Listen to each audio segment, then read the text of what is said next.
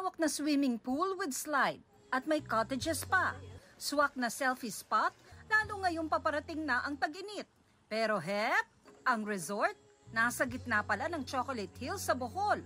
Pinupuna tuloy ito ng marami. Lalo't ang Chocolate Hills, deklaradong protected area at National Geological Monument noong 1997 ni Nooy Pangulong Fidel Ramos. Kabilang din ito sa mga Global Geopark ayon sa UNESCO. Kaya tanong ng marami, paano na ipatayo roon ang resort? Sa Senado, naghain ng resolusyon ng Senate Tourism Committee para imbestigahan ito. Gusto nitong pagpaliwanagin ng DENR, mga sangay nito at ang mga lokal na pamahalaan kung bakit ito nabigyan ng permit. Ayon sa Sangguniang Panlalawigan ng Bohol, pinaimbestigahan na nito ang pagtatayo ng resort sa bahagi ng Chocolate Hills na sakop ng bayan ng Sagbayan. Bagamat sakop ng pribadong lote ang mga struktura, ayon sa Bohol Provincial Government, may mga batas na naglilimita sa kung ano ang pwedeng itayo rito. We have already sent our recommendations and requests to the DENR to hold in abeyance or to stop any construction within the protected area. As of now, we have not received any official written comments or feedback from the DENR, and so with the result of their investigation regarding the Captain's Peak Resort.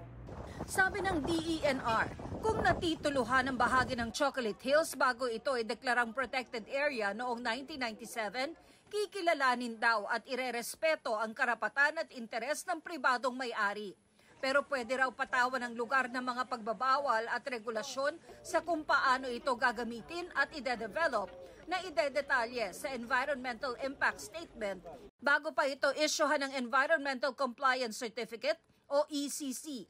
Sa kaso ng resort, ayon sa DENR, inisyuhan na ito ng closure order noon pang September 6, 2023 at notice of violation itong Enero dahil walang ECC.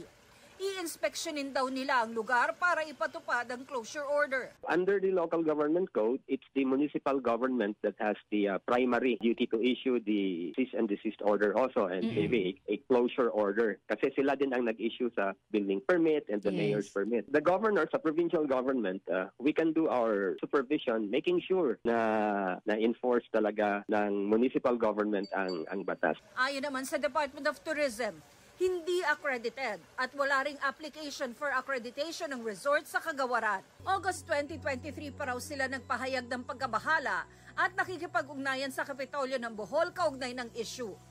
Patuloy pa rin hinihinga ng panayam at pahayag ng GMA Integrated News ang may-ari at pamunuan ng naturang resort.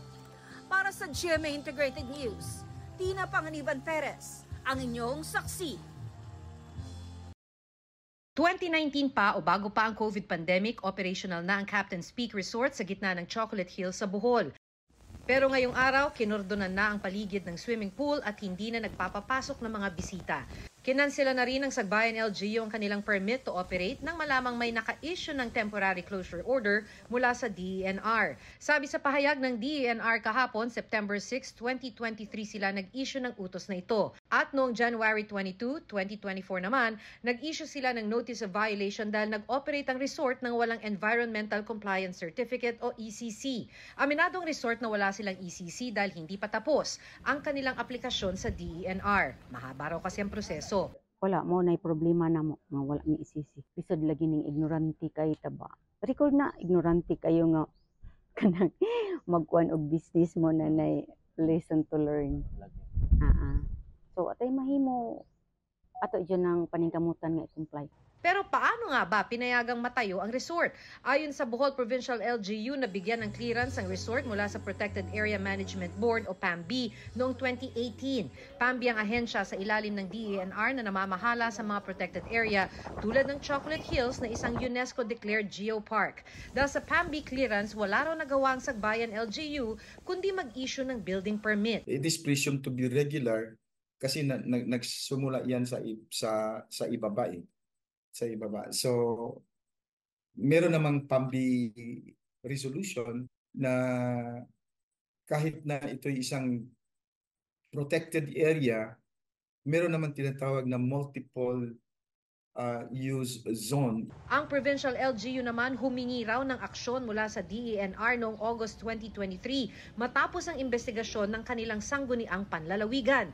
Inirekomenda rin nila sa DENR na ayusin ng ahensya ang mga policy at guidelines kaugnay sa pagtatayo ng mga istruktura sa multi-use zones sa protected area. Pero since September, wala kaming narinig na update from DENR until na pumutok na naman ulit ito ngayon. kapwa rin sinabi ng Provincial LGU at Municipal LGU na sa social at mainstream media lang nila nalaman na nag-utos na pala ng pagsasara ang DENR. Noon pa sana, had we known na may temporary closure order pala, then we could have monitored the compliance. Kung nalaman at binigyan kami ng kopya, official copy ng temporary closure last year, ay hindi na natin pahintulutan ito na mag-operate. Wala pang bagong pahayag ang DENR. 3 bayan sa Bohol ang nakakasakop ng Chocolate Hills. Bukod sa Captain's Peak Resort na nasa bayan ng Sagbayan, may iba pa raw resort sa ibang bayan. Bawat munisipyo na mayroong Chocolate Hills ay napailalim iyan sa protected area o ng PAMB. Kaya nga nalulungkot tayo kasi bakit nasi-single out tayo, marami naman dyan. Sinisisi man ng LGU ang PAMB dahil ito ang namamahala sa mga protected area, iimbestigahan pa rin ng DILG ang mga opisyal ng lokal na pamahalaan.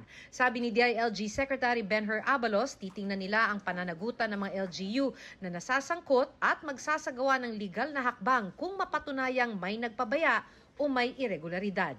Maghahain ng resolusyon ng Senate Committee on Environment, Natural Resources and Climate Change para malaman kung paano na itayo ang resort sa Chocolate Hills, ayon kay Senator Cynthia Villar. Nauna nang naghain ng resolusyon si Senadora Nancy Binay na chair ng Committee on Tourism ng Senado. Mag-iimbestiga rin daw ang Kamara. Pag nasa aerial shots ka, ang pangit din. Para siyang kulugo, di ba? Tumubong kulugo sa mukha mo, okay? So ang pangit to kahit anong palusot. Sa panibagong pahayag ng Captain's Peak kasunod ng pagbawi sa kanilang business permit, iginiit nilang nananatili ang kanilang commitment para mapanatili ang ganda ng Bohol at ng Chocolate Hills. Inaaral daw nilang lahat ng hakbang na pwedeng gawin at umaasa sa mabilis na resolusyon. Nakikipag-ugnayan daw sila sa mga otoridad at umaasang makakapagbalik operasyon sa lalong madaling panahon. Para sa GMA Integrated News, Maki Pulido ang inyong saksi. Mula sa view deck na ito, tanaw ang kagandahan ng ilan sa pinagmamalaking Chocolate Hills. Ayon sa DENR, nahulma ang mga ito kasama ang isla ng Bohol sa tectonic activity na inabot ng 150 milyong taon. Pero ang view deck at hagdanang paakyat dito itinayo mismo sa isa sa mga burol. Ito ang butagta sa Barangay Tamboan sa bayan ng Carmen. Hiwalay pa sa Captain's Peak Resort sa bayan ng Sagbayan na inulan ng kritisismo sa pagtatayo sa pagitan ng mga burol. 2021 pa bukas ang budagta at nagpaskil ang may-ari nito na meron silang ECC at clearance mula sa Protected Area Management Board or PAMB. Sinecheck pa ng Carmen LGU kung totoo ito. Magpapatawag naman ang meeting ang gobernador para magkaroon ng linaw tungkol dito. Sa inihitabo ang Captain's Peak sa Sagbayan, resort sa Sagbayan, I think the same story na wala ko na ECC, mayroon nag-to-follow, and then ang akong hibawan is ang karon lately nibawaan nako na ang original ko na nakasabutan sa DENR o kanang private naghimo ko ng hagdanan diha na light materials. That is a violation sa ilahang gipatuman na palisiya sa PAMB. So again, angay na aksyonan gyapon sa taga DENR ang maong problema na hitabo niya. Kabilang ang budagta sa mga estruktura at pasyalan sa Chocolate Hills na tinitingnan ng DENR kung may sapat na dokumento at sumusunod sa regulasyon. Sa requirement na ECC o Environmental Compliance Certificate nakalagay ang mga hakbang na dapat sundin bago at habang ginagawa ang isang proyekto para pigilan ang hindi magandang epekto nito sa kalikasan. Ang Captain's Peak Resort nag-operate kahit walang ECC at ngayon inisyuhan na ng DENR ng cease and desist order para mabantayan at hindi makapagbukas. The issue is, does it have an ECC or not? That's the issue. Hindi naman po lihis sa kaalaman ng LGU na wala. Kinikilala raw ng DENR na bagamat nasa protected area ay nasa tituladong property ang resort. At nasa multiple use zone ito kaya pwedeng tayuan pero kailangang sumunod sa reglamento. Nilinaw din ng DENR nang ibinigay na clearance sa resort ay mula sa PAMBI at may kondisyon pa rin kailangan ang ECC. Apart from not having an ECC, there are other possible violations, including the potential, for example, for the damage to the environment through the release of, say, wastewater and other types of solid waste management challenges. Sa paglabag daw ng resort, maaari silang maparusahan ng kulong at multa. Minimum of 1 million to 5 million pesos maximum for criminal liability. At meron po karagdagang minimum of 6 years to a maximum of 12 years imprisonment for putting up structures without the appropriate permits within the protected area. Hiningan namin ang reaksyon ng munisipyo ng Sagbayan pero wala pa silang tugon tungkol dito. Nauna nitong sinabi na wala silang natanggap na closure order mula sa DENR na inisyu noon pang September 2023. What we need to do is work very closely, in fact, with the LGUs kasi kung sino po ang binibigyan ng business permit din, kailangan naman po sana na i-confirm na may tama pong permiso being in the protected area. Kung tuluyang hindi mabigyan ng ECC ang resort, pwede ba itong i-demolish? Hindi po illegal occupation to, private property po ito at pag may-ari nila yung structures na nilagay nila. Kailangan po pag-aralan yan. Para sa GMA Integrated News, Joseph Morong ang inyong saksi. Sa investigasyon ng pagtatayo ng resort sa Chocolate Hills na idineklarang National Geological Monument, hindi lang elected officials ang iniimbestigahan ng Department of the Interior Local Government o DILG Task Force, kundi maging mga empleyado ng gobyerno at pribadong individual. Gusto raw ng DILG na mapanagot lahat ng mga nagpalusot sa pagpapatayo ng resort doon. Nasa buhol na ang task force at inaasahan ng resulta ng investigasyon sa loob ng 3 linggo. We would like to know anong lapses dito, anong nangyari dito. Kung walang kasalanan, walang problema. Di walang kasalanan. Ifa-file namin ito sa Office of the Ombudsman. Ifa-file namin ito for possible suspension, dismissal, lahat-lahat na yan. Ifa-file namin yan. Hindi naman daw minamasama ng Bohol Provincial LGU ang investigasyon ng DILG. Kaming mga LGU, we are under the supervision of the DILG. So, okay na rin. From the start, we were anticipating na mag-come in talaga ang DILG about this, especially it has become a national issue. Walang bagong pahayag ang LGU ng Bayan ng Sagbayan.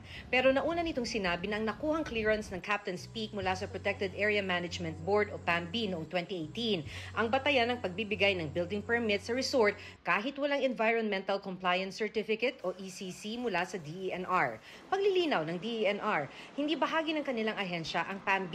May PAMB raw sa lahat ng lugar na may protected area at binubuo ito ng mga lokal na pamahalaan, academe at non-government organizations. Pero nang malaman daw ng DENR na nakapagpatayo ng walang ECC, agad silang nag-issue ng closure order. DENR is not the PAMB. The DENR is a member of the PAMB. We chair the PAMB. We don't even have voting rights in the PAMB except in case of a tie. Nire-review na rin daw ng DENR ang iba pang istrukturang itinayo sa mga protected areas. We have given instructions to our regional offices to review to assess all the structures. If they have the appropriate permits, 1, and 2, if they should be allowed in the area. Nahihinaan si Senator Nancy Binay sa monitoring ng DENR sa mga protected area. Kaya isa raw ito sa bubusisiin niya sa isasagawang Senate investigation. Kung may gusto man daw na gibain ang resort sa paanan ng mga burol, kailangan din anyang isaalang-alang na sa pribado at tituladong lupa ito nakatayo. May mga titulado na kasing lupa roon bago pa ito maideklarang protected area. Siguro magandang pag-aralan, baka dapat magkaroon ng pondo ang ating pamahalaan wherein, kumbaga, bibili nila itong mga titled lands in the protected areas. Para sa GMA Integrated News, Maki Pulido ang inyong saksi. May malaking arko sa Marcos Highway sa probinsya ng Rizal na sinasabing papasok ka na ng Upper Marikina River Basin Protected Landscape. Malawak ito, mahigit 20,000 hektarya. Dahil protected area, halos magkakatabi ang mga signages ng DENR sa kalsadang ito sa Antipolo. Pero halos magkakatabi rin ang mga tarpaulin ng mga resort na nagkalat sa lugar. Sa isang sitio pa lang sa Antipolo, may 5 ng maliliit na resort na may swimming pool. Hindi po titulado dito, ma'am. Mga rights lang po ang ano dito, under po ng DENR pa rin po. Willing naman kami kung halimbawa lahat pasarado, pwede yun. Sa kalapit na barangay, isa sa mga resort may Environmental Compliance Certificate o ECC mula sa DENR. Pinayagan sa ECC ang pagpapatayo ng isang swimming pool. Matagal nang pinupuna ng Masungi Reserve Foundation ang pagpapatayo ng mga resort sa loob ng Upper Marikina River Basin. Sa Baras, Rizal nga raw, mula 10 resort na may mga swimming pool noong 2021, ngayon may 15 na. Inireklamo nila ang mga bagong tayong resort nung sinisimulan pa lang ang konstruksyon nito. 1 foot pa lang concrete na bakod niya, nireport na namin yan.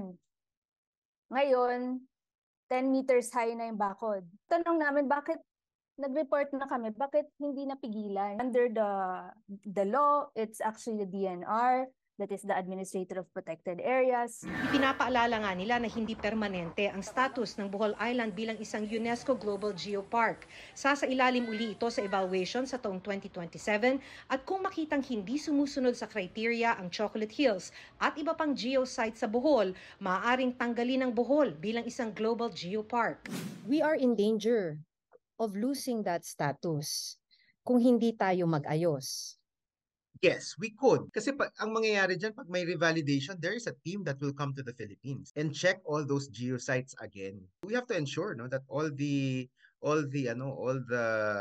geosites have been well protected, and we have still satisfied, we continue to satisfy the criteria of being a UNESCO Global Geopark. Ang Office of the Ombudsman at ang DILG, iniimbestigahan na ang construction ng resort sa Chocolate Hills. Mayroon kami ideya kung sino dapat managot dito, pero siyempre kailangan namin magkalap ng ebidensya laban sa kanila. Dahil kung wala naman, di natin alam sino dapat sisihin sa mga ito. Siguro naman ang paghakot ng simento papunta sa isang papunta sa kabundukan ay hindi lingid sa mga dinadaan ng barangay. Pag ikaw ay may ginawa sa dulo ng bayan, agad alingasaw yun sa kabilang dulo ng bayan. Bawat anggulo ay titignan po ng ating team. Tuloy-tuloy ang investigasyon ng DILG rito. Para sa GMA Integrated News, ako si Maki Pulido, ang inyong saksi.